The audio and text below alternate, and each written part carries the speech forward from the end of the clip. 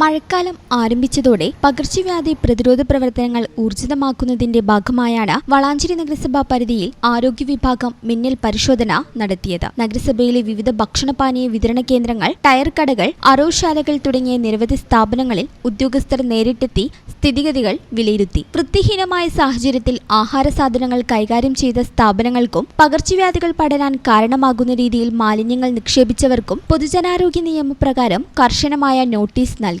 ഒപ്പം പുകയില വിരുദ്ധ നിയമമായ കോഡ്പ ലംഘിച്ച് കണ്ടെത്തിയ സ്ഥാപനങ്ങളിൽ നിന്ന് സ്പോട്ട് ഫൈനായി പിഴ ഈടാക്കുകയും ചെയ്തു. വളാഞ്ചേരി കുടുംബാരോഗ്യ കേന്ദ്രം health inspector U Muhammad Rauf, junior health ഇൻസ്പെക്ടർമാരായ M Beerankutty, K C Aneesh Kumar, C S Drishya, C Amala എന്നിവരുടെ നേതൃത്വത്തിലാണ് പരിശോധനകൾ നടന്നത്. മഴക്കാല രോഗങ്ങൾ പടരാതിരിക്കാൻ ഹോട്ടലുകളും മറ്റു വ്യാപാര സ്ഥാപനങ്ങളും പൊതുജനങ്ങളും അതീവ ജാഗ്രത പുലർത്തണമെന്നും വരും ദിവസങ്ങളിലും പരിശോധനകൾ കർശനമായി തുടരുമെന്നും ആരോഗ്യവകുപ്പ് അധികൃതർ അറിയിച്ചു.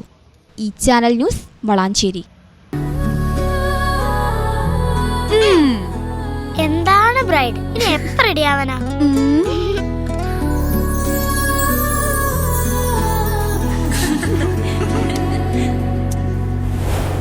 മരുപൂ പോലെ നിറമേകും MX, വെണ്ണിലാവായെന്നുള്ളാകെ MX.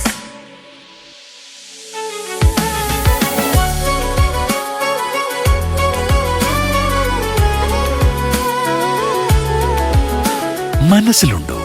MX-ലുണ്ട്. MX വെഡിംഗ് സെന്റർ ഇനി വളാഞ്ചേരിയിലും. MX wedding centre Valanchery, Pattambi, Koottanad, Koppam, Kecheri.